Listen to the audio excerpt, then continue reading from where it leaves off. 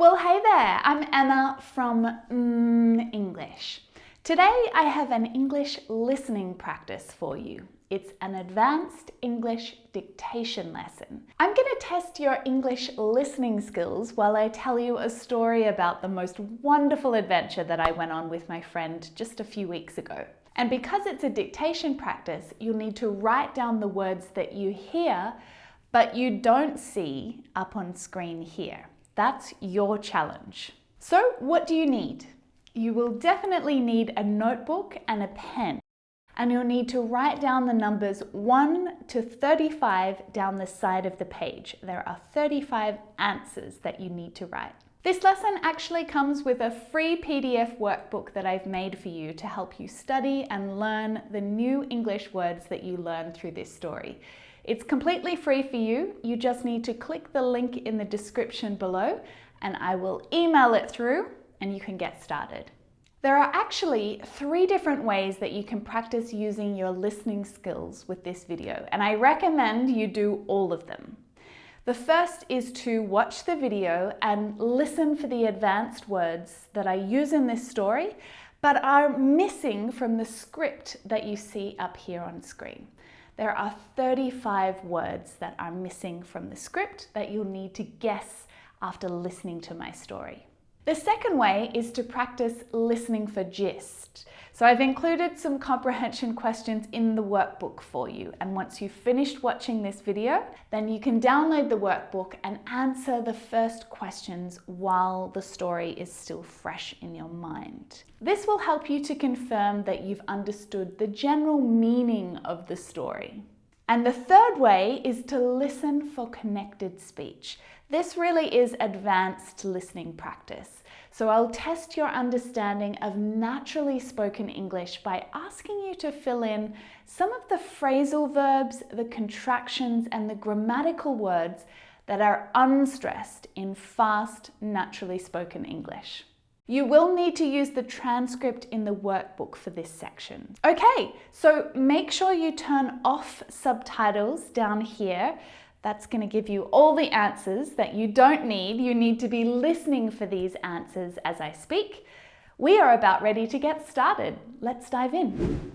Last Sunday morning was a sunny day and I woke up with an urge for adventure.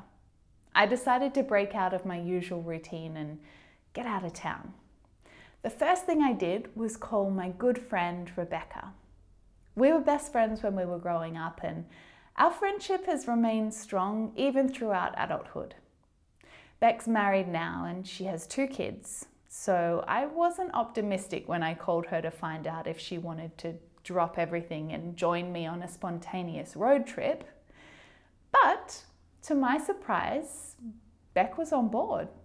It just so happened she had her parents-in-law visiting that weekend, so she was able to cast aside all of her usual responsibilities and come along. I couldn't believe my luck. I told her that I'd swing past her place in about 20 minutes and pick her up. When she asked where we were going, I told her it was a surprise. To be honest, I didn't know yet. I was throwing this plan together on the fly. So I grabbed my hiking boots, some snacks, a bottle of water, and jumped in the car. There's a place up in the hills where we used to go camping as teenagers. I hadn't been there in years, but there were some beautiful waterfalls and great hiking trails, so I figured it'd be a great place to start. When I pulled up outside her house, Beck was waiting on the front lawn with her backpack on, looking like a kid about to go on school camp. I laughed though, because I was just as excited to have escaped the monotony of our daily routines and for a whole day.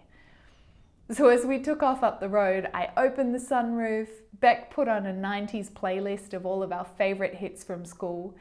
So we were singing at the top of our lungs, hair blowing in the breeze, music pounding from the speakers. It was awesome. After about an hour or so, we turned off the main road and Beck instantly knew where I was heading. This place was special to both of us. A hidden gem that remained a secret to most of the world, even until today. It's a tranquil lagoon within a steep gorge. It's an arduous journey to get down to it. We knew we'd need to scramble over some rocky ledges, so we laced up our hiking boots, we picked up our backpacks, and we started our descent into the gorge. And with each step, the air became cooler and the sounds of the forest seemed to envelop us. At this point, the lagoon is obscured from view by soaring trees. We fell into a peaceful silence as we made our way down the treacherous cliff face, knowing that a luxurious dip in the cool, dark water below awaited us.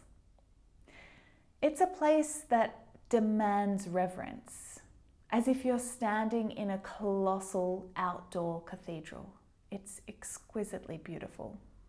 As we reached the bottom of the gorge, there was a disturbance on the water's surface, and I heard Beck's short, sharp gasp. We stared at each other for a moment and stealthily made our way through the trees to the water's edge. We saw it again, and this time I knew for certain it was a platypus. These are incredible creatures, endemic to Eastern Australia. You won't see them anywhere else in the world, and they're incredibly shy. It's quite rare to see them in the wild. In fact, it's only the second time in my entire life that I'd seen one in its natural habitat. And they hide out in rocky crevices or in tree roots below the waterline. After watching the platypus for a few moments, it seemed to disappear. So we pulled off our sweaty shirts and edged ourselves into the cool water. Oh, it was divine. We lay floating on our backs, peering up at the blue sky for what felt like hours, but I'm sure it was just minutes.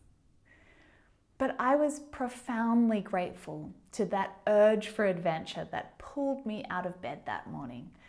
That moment was everything that I'd hoped for and more. We ate our snacks, had another dip, and then hauled ourselves out of the gorge. On the journey back home, Beck and I reflected on how essential this type of spontaneous escape is to help you reset your perspective, to nurture friendship, and to spark gratitude for the simple things in life. It was a great day. So tell me, have you ever done anything spontaneous like this? Does it help you to reset when you feel a little bit stuck or maybe a bit unhappy about the way things are going in life? I hope that you enjoyed listening to my story, and I also hope that you got some of those missing words, that you were able to guess some of them. I'm going to give you the answers in just a minute, but before I do, I want to give a little shout out to the sponsor of today's lesson. Meet English speaking friends with Hey Lady, an online community connecting women around the world through English. We make it easy for you to meet fantastic English speaking partners from different countries, to practice speaking English with regularly in the warmth and the safety of a women-only environment. To learn more about what we do and get a Hey Lady conversation pack for free, just click the link down in the description below. Okay, here are the answers. Urge. Throughout.